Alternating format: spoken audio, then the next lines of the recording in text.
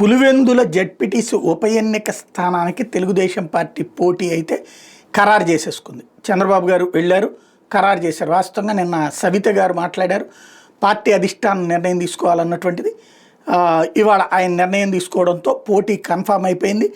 TDP తరపున BTech Ravi సతీమణి లతారెడ్డి పోటీ చేయబోతున్నారు. నామినేషన్ వేయడం అన్నటువంటిది ఒక కీలకమైతే వాళ్ళ సోదరుడు కూడా నామినేషన్, అంటే ఈ డమ్మీ కూడా వేస్తారు కదా. ఇప్పటికే వైసీపీ తరపున ఉమాదేవి నామినేషన్ వేశారు. దీంతో ఇప్పుడు జగన్ వర్సెస్ చంద్రబాబు అనాలా, అవినాష్ వర్సెస్ బీటెక్ రవి అనాలా, ఒక మంచి ఫైట్ అయితే నడవబోతోంది.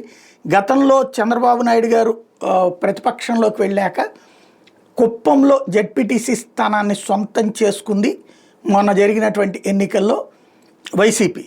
ఇప్పుడు ఇక్కడ అలా గెలిచి చూపెడతానన్నటువంటి బీటెక్ రవి టీంకి ఇచ్చినటువంటి అవకాశం ఏం చేస్తారో చూడాలి.